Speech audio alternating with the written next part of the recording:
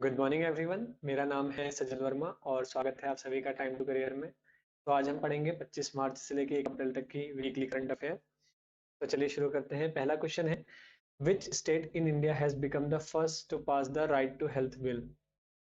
India का पहला ऐसा कौन सा राज्य बना है जिसने कौन सा बिल पास कर दिया है, राइट टू मतलब स्वास्थ्य के अधिकार को पास कर दिया है।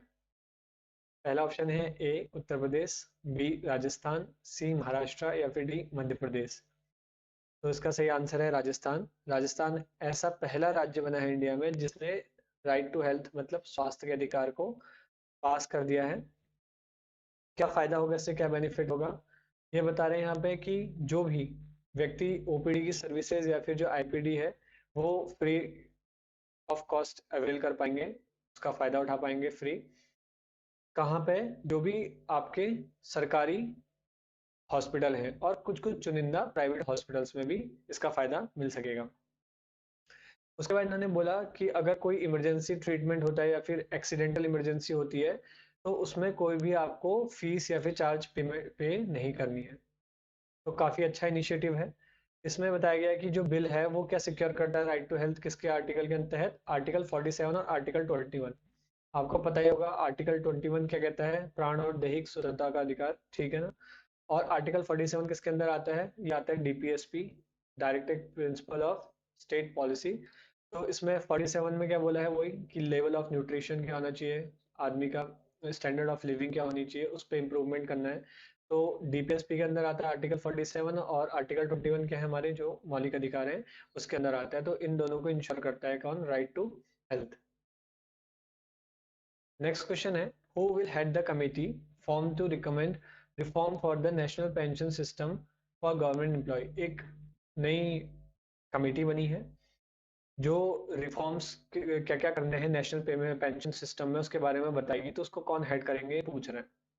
तो पहला ऑप्शन है जो हमारी फाइनेंस मिनिस्टर हैं निर्मला सीतारमन, या फिर फाइनेंस सेक्रेटरी टीवी सोमनाथन, या फिर पीएफआरडीए, या फिर डी आरबीआई गवर्नर। तो इसका सही आंसर है फाइनेंस सेक्रेटरी टीवी सोमनाथन इसको हेड करेंगे। अब हो क्या रहा है दरअसल, आपको पता है कि जो पेंशन स्कीम है वो पहले ही हटा दी गई थी 2004 के आसपास। उसके बाद एनपीएस आया था, नेशनल पेंशन स्कीम या फिर सिस्टम जिसको बोलते हैं नेशनल पेंशन सिस्टम। तो उसको लाने के बाद ओल्ड स्कीम जो पेंशन स्कीम है वो हट गई थी, लेकिन कुछ राज्य जो हैं वो दोबारा से ओल्ड पेंशन स्कीम को लेके आ रहे हैं। तो आरबीआई कंसर्न है इसको लेके, आरबीआई बोल रहा है कि इससे इकोनॉमिकल बहुत ज्यादा प्रॉब्लम्स आएंगी देश में, आप ऐसा ना करें। तो जो भी दिक्कतें सामना हो रही हैं एनपीएस से रिलेटेड उसको और हम सुधारेंगे, ये बात चल रही है गवर्नमेंट की। तो गवर्नमेंट ने एक कमेटी बनाई कि क्या क्या रिफॉर्म किए जा सकते हैं नेशनल पेंशन सिस्टम्स में। तो उसको हेड करेंगे कौन, टीवी सोमनाथन करेंगे। अब इसमें आंध्र प्रदेश ने एक चीज बोली है, उसने बोला कि भैया ऐसा करो, एक जीपीएस ले आओ। जीपीएस मतलब गारंटीड पेंशन स्कीम। वो क्या होगी, वो दोनों का मिक्सचर होगी, ओल्ड पेंशन स्कीम का भी मिक्सचर होगी और एनपीएस का भी मिक्सचर होगी। और 33% जो है लास्ट जो भी बेसिक पे है उसका 33% की ये गारंटी पेंशन देगी। तो ये भी एक आंध्र प्रदेश ने रिकमेंडेशन दिया है कि ओपीएस और एनपीएस का मिक्सचर आप बना दो जिसको हम जीपीएस बोलेंगे। तो उसके लिए भी रिकमेंडेशन भेजी है आंध्र प्रदेश ने। तो देखते हैं, नेक्स्ट क्वेश्चन देख लेते हैं। On which national highway will the Tanakpur Pithoragarh all weather road be constructed. ये पूछ रहा है कि जो Tanakpur Pithoragarh all weather road है वो कौन से नेशनल हाईवे पे बनेगी। तो ऑप्शन ए है आपका नेशनल हाईवे 7, या फिर national highway B 8, national highway 9, या फिर डी नेशनल हाईवे 10।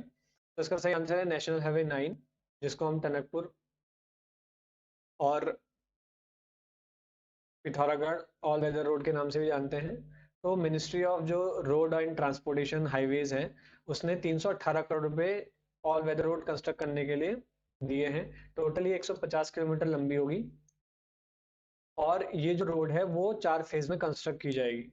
एक नेशनल हाईवे 9, इसके लिए एक एक्सपर्ट एजेंसी है THDL, उसको अपॉइंट किया गया है ताकि वो सुपरवाइज कर पाए इस प्रोजेक्ट को। और जो ये नेशनल हाईवे 9 है ये जो है आपके चार धाम प्रोजेक्ट का भी एक पार्ट है। तो चार धाम प्रोजेक्ट के बारे में भी यहाँ पे दिया गया है कि चार धाम प्रोजेक्ट जो है वो टोटल उसके लिए 2016 में कितने रुपए अलोकेट किए गए थे, 12,000 करोड़ रुपए गवर्नमेंट ऑफ इंडिया ने अप्रूव किए थे, ठीक। इंपॉर्टेंट है, इसको ध्यान में रखना। नेक्स्ट क्वेश्चन है, who has signed the contract for the procurement of 2 integrated electronic warfare system under project Himshakti. तो कह रहा है कि इलेक्ट्रॉनिक जो वॉरफेयर सिस्टम है उसको प्रोक्योर करने के लिए किसने क्या किया, कॉन्ट्रैक्ट साइन किया, किसके अंडर, प्रोजेक्ट हिमशक्ति के अंदर। तो पहला ऑप्शन है एमएसएमई मिनिस्ट्री ने, मिनिस्ट्री ऑफ डिफेंस ने, या फिर भारत इलेक्ट्रॉनिक्स लिमिटेड ने, या फिर तेलंगाना गवर्नमेंट ने। ठीक, तो ये जो है आपका मिनिस्ट्री ऑफ डिफेंस ने साइन किया है एमओयू किसके साथ, भारत इलेक्ट्रॉनिक लिमिटेड के साथ, ताकि ये दो जो है इंटीग्रेटेड इलेक्ट्रॉनिक वॉरफेयर सिस्टम जो कि प्रोजेक्ट हिमशक्ति के अंदर आते हैं वो प्रोक्योर कर पाए। टोटल इसकी कॉस्ट है 3000 करोड़। अब ये प्रोजेक्ट हिमशक्ति के बारे में थोड़ा बहुत जान लीजिए कि क्या होता है प्रोजेक्ट हिमशक्ति। जो भी आपका हिमालयन टेरेन है, मतलब हिमालय जो इलाके हैं वहाँ पे जो इलेक्ट्रॉनिक वॉरफेयर है वो अपने आप में बहुत अहम है। तो गवर्नमेंट चाहती है कि, आपको पता ही मेक इन इंडिया चल रहा है, डिफेंस में भी आप गवर्नमेंट कह रही है कि हमें क्या करना है, इंडिजियसली जो वेपन है उसको बनाना है और उन्हीं को हम यूज करेंगे। तो प्रोजेक्ट हिमशक्ति के अंदर इन्होंने ये बोला कि जो भी आपके इंडियन इलेक्ट्रॉनिक्स एंड उसके से एसोसिएटेड इंडस्ट्रीज हैं, चाहे वो एमएसएमई हो, ठीक, और या फिर सब वेंडर हो बीएल की, इन सबको क्या करना है, पार्टिसिपेट करना है, ताकि ये प्रोजेक्ट क्या है हिमशक्ति को क्या करे, इनकरेज कर सके। ठीक, तो ये चीज क्लियर है। दो चीजें आपको यहाँ से ध्यान में रखनी है, एक तो प्रोजेक्ट हिमशक्ति क्या है और दूसरा क्या है, दो इंटीग्रेटेड इलेक्ट्रॉनिक वॉरफेयर सिस्टम को गवर्नमेंट ऑफ इंडिया या फिर डिफेंस मिनिस्ट्री ने क्या किया है, प्रोक्योर किया है। ठीक, नेक्स्ट क्वेश्चन देख लेते हैं, who was awarded the ICOMOS ISC water and heritage shield for Sipapuni. ठीक है, तो ये बोल रहा है कि जो ICOMOS ISC water and heritage shield award है किसको दिया गया है, सीपापुनी को दिया गया है। किसके द्वारा दिया गया है, तो जो वहाँ पे होपी है, एक नेटिव अमेरिकन नेशन है, ठीक, उसके द्वारा, या फिर ब्लैक मेसा ट्रस्ट के द्वारा, या COMOS ISC फिर यूनाइटेड नेशन के द्वारा। तो इसका सही आंसर है ब्लैक मेसा ट्रस्ट। इसने ये ICOMOS ISC water and shield heritage shield जो है अवार्ड प्रोवाइड किया किसको, सीपापुनी साइट को। ये क्या है, एरिजोना जो है आपका यूएस में एक होपी है, नेटिव अमेरिकन नेशन है। तो वहाँ के लोग ये मानते हैं कि जो लोग जहाँ से आए, मतलब जो हमारा इमरजेंस हुआ वो कहाँ से हुआ, इसी साइड से हुआ है, उन लोगों का मानना है। तो ये साइड अपने आप में वैसे भी इम्पोर्टेंट है और इसको अवार्ड भी दिया गया क्या, ICOMOS ISC water and heritage shield award किसके द्वारा, ब्लैक मेसा ट्रस्ट के द्वारा। ठीक, नेक्स्ट क्वेश्चन देख लेते हैं, where was the 13th world women's boxing championship held. ये बोल रहा है कि 13वीं वर्ल्ड वुमेन्स बॉक्सिंग चैंपियनशिप कहाँ हुई। पहला ऑप्शन है आपका मुंबई में, या फिर बी न्यू दिल्ली में, सी कोलकाता में, या फिर डी चेन्नई में। तो इसका सही आंसर है आपका न्यू दिल्ली में। न्यू दिल्ली में बॉक्सिंग चैंपियनशिप हुई है, वर्ल्ड बॉक्सिंग चैंपियनशिप, जिसमें इंडिया ने 4 गोल्ड जीते, आप सभी को पता है। और इसमें जो 4 गोल्ड जीतने वाले हैं उसमें आपकी जो सबसे मिनिमम वेट कैटेगरी 48 kg में आपका नीतू घंगास जी ने जीता है गोल्ड मेडल। उसके अलावा लवलीना जी ने, सावित्री बुरा ने और निखत जरीन ने, इन 4 लोगों ने टोटल क्या है 4 गोल्ड जीते, जिससे इंडिया क्या है पहले रैंक पे रहा मेडल टैली में।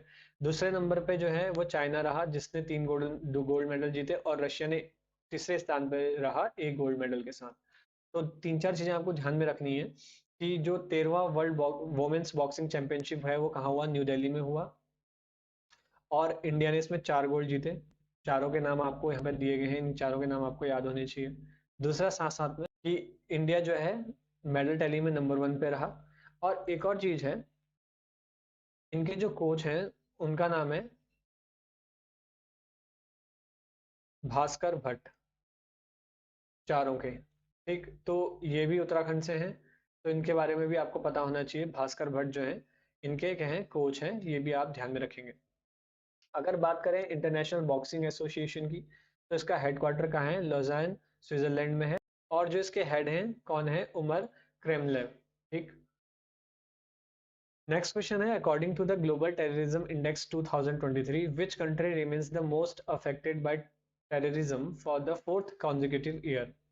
बोल रहा है कि ग्लोबल टेररिज्म इंडेक्स 2023 के अनुसार कौन सी ऐसी कंपनी है जो चौथे साल लगातार सबसे ज्यादा टेररिज्म से अफेक्ट कंट्री है? पहला ऑप्शन है इंडिया, बी अफगानिस्तान, सी सीरिया या फिर डी इराक। तो इसका सही आंसर है अफगानिस्तान। अफगानिस्तान जो है सबसे ज़्यादा टेररिज्म से अफेक्टेड कंट्री है, लगातार चौथे साल ये इंडेक्स में नंबर 1 पे आई है। ठीक, इसमें एक और चीज़ है, इंडिया की जो रैंक है, इंडिया की रैंक 13th रही, इस चीज़ को भी आप ध्यान में रखेंगे। और पहले नंबर पे सबसे ज़्यादा अफेक्टेड जो रहा टेररिज्म से वो कौन है? अफगानिस्तान रहा है। इसको कौन रिलीज करता है? इसको the Institute for Economics and Peace ये रिलीज करता है ग्लोबल टेररिज्म इंडेक्स को। तो ये भी ध्यान में रखना, बैंकिंग वगैरह में ये क्वेश्चन पूछ दिए जाते हैं इस तरीके से। नेक्स्ट क्वेश्चन है, which organisation receive the Asia book of record certification in 3 category? ऐसी कौन सी ऑर्गेनाइजेशन है जिसने Asia book of record certification प्राप्त किया? किन में? 3 कैटेगरीज में।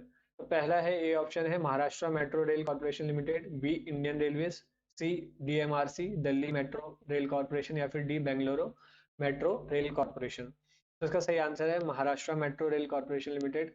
इनको मिला है Asia book of record 3 category में। कौन कौन सी हैं? देखो, पहला है long length of metro rail corridor construction in the shortest time. सबसे कम समय में इन्होंने क्या किया है? सबसे लंबा मेट्रो रेल कॉरिडोर क्या किया है? कंस्ट्रक्ट किया है, उसके लिए। दूसरा, फर्स्ट सोलर फोटोवोल्टिक सिस्टम है इनको। और तीसरा क्या है? Heaviest single span double decker steel bridge truss, उसके लिए इन्हें मिला है। तो 3 कैटेगरी में इनको क्या मिला है? एशिया बुक ऑफ रिकॉर्ड मिला है। किसको?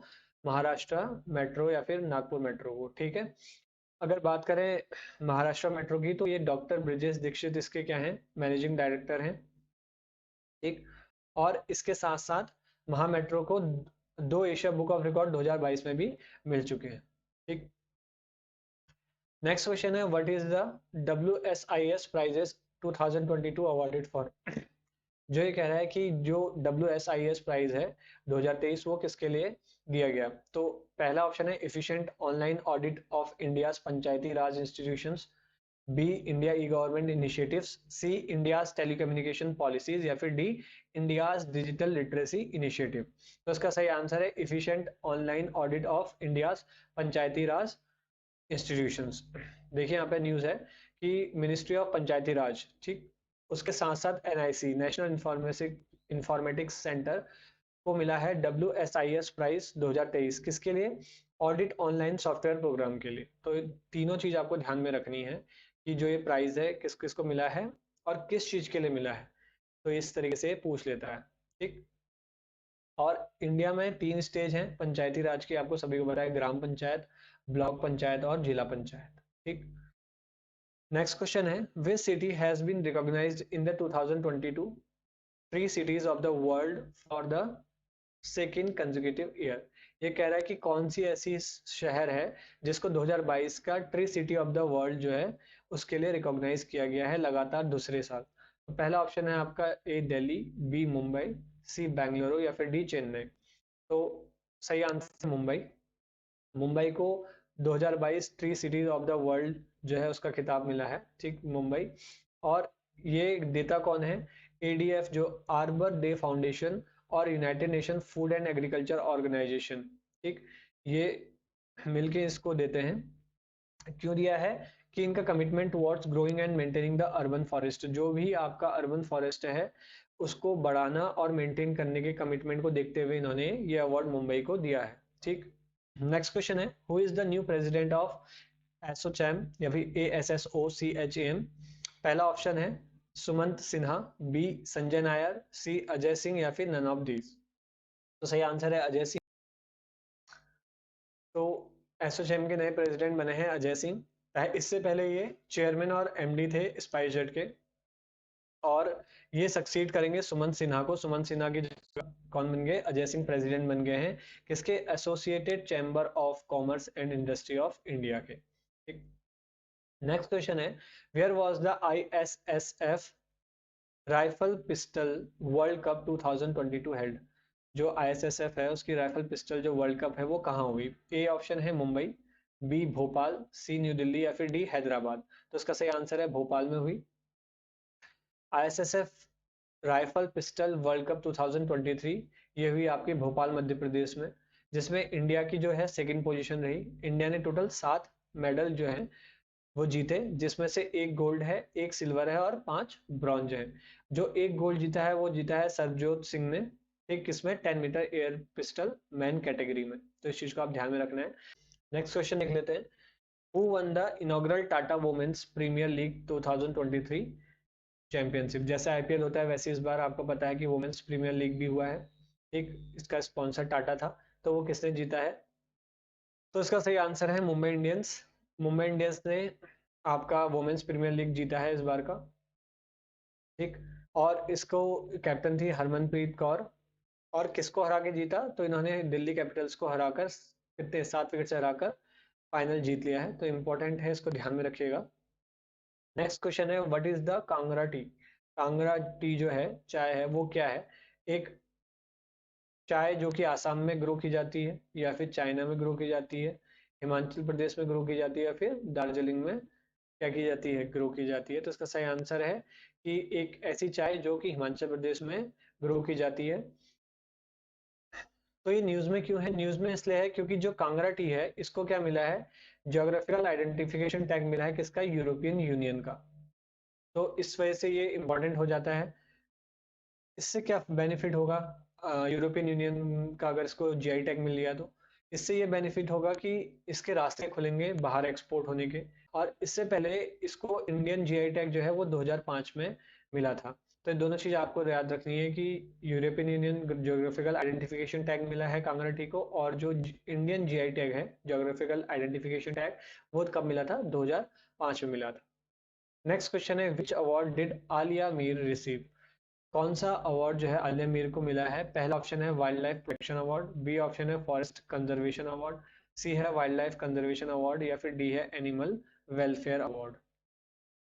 तो इसका सही आंसर है वाइल्ड लाइफ कंजर्वेशन अवार्ड, ठीक है। आलिया मीर जो कि वाइल्ड लाइफ कंजर्वेटिस्ट हैं, इनको मिला है आपका वाइल्ड लाइफ कंजर्वेशन अवार्ड 2023, ठीक, किसके द्वारा? जम्मू कश्मीर एडमिनिस्ट्रेशन के द्वारा, जिसमें इनको 25,000 रुपये प्राइज मिलेगा और एक मोमेंटो मिलेगा। तो इनके जो एफर्ट्स थे वाइल्ड लाइफ कंजर्वेशन में, जैसे कि वाइल्ड जो एनिमल्स हैं उनको रेस्क्यू करना, रिलीज करना, और जो भी इंजर्ड एनिमल है उनका ट्रीटमेंट करना, और जो ह्यूमन वाइल्ड लाइफ कॉन्फ्लिक्ट है ना, उनको कम करना, और managing to be a rescue centre in Kashmir, और जो 2 भालू हैं उनके रेस्क्यू को मैनेज करने के लिए इनको क्या मिला है? वाइल्ड लाइफ कंजर्वेशन अवार्ड मिला है 2023 का, किसके द्वारा? जम्मू एंड कश्मीर के एडमिनिस्ट्रेशन द्वारा, ठीक। नेक्स्ट क्वेश्चन है, what is the theme of the international day of happiness 2023? तो बोल रहा है कि इंटरनेशनल डे ऑफ हैप्पीनेस 2023 की थीम क्या थी? पहला ऑप्शन है be mindful, be grateful, be kind, C happiness for all, C option है स्प्रेड लव एंड हैप्पीनेस, या फिर D the pursuit of happiness. तो इसका सही आंसर है be mindful, be grateful, be kind. ये आपकी वर्ल्ड हैप्पीनेस डे की थीम थी। वर्ल्ड हैप्पीनेस डे या फिर इंटरनेशनल डे ऑफ हैप्पीनेस मनाया जाता है मार्च 20 को। इसकी थीम हम पढ़ चुके हैं, B mindful, be grateful and B kind. ये इसकी थीम थी। ये इंपॉर्टेंट क्यों हो जाता है? क्योंकि वर्ल्ड हैप्पीनेस इंडेक्स भी रिलीज की गई थी। तो वर्ल्ड हैप्पीनेस इंडेक्स में नंबर 1 पे कौन रहा था भैया? वर्ल्ड हैप्पीनेस इंडेक्स में नंबर 1 पे रहा था फिनलैंड। इंडिया की रैंकिंग रही थी इसमें 126। मैं बात कर रहा हूँ 2023 के इंडेक्स की, ठीक है। इंडिया की रैंक रही थी 126। अगर बात करें सबसे ज्यादा अनहैप्पीएस्ट कंट्री की, अगर लिस्ट की बात करें, तो टॉप 20 कंट्रीज निकाल दी इन्होंने सबसे ज्यादा अनहैप्पीएस्ट कंट्रीज में, जिसमें नंबर 1 पे रहा था अफगानिस्तान, और इंडिया की रैंक इसमें रही थी आपकी 12th, सबसे अनहैप्पीएस्ट कंट्री में, ठीक। इस चीज को भी याद रखेंगे। आज का विचार देख लेते हैं, education is the most powerful weapon which you can use to change the world, ठीक। नेल्सन मंडेला जी हैं, वो कह रहे हैं कि एजुकेशन सबसे पावरफुल वेपन है जिससे तुम दुनिया को चेंज कर सकते हो। इसी के साथ ये वीडियो यही खत्म होती है। अगर वीडियो अच्छी लगी हो तो उसको लाइक कीजिए, शेयर कीजिए, ताकि बाकी लोगों तक भी इसका फायदा पहुंच सके। मिलते हैं नेक्स्ट वीडियो में, धन्यवाद।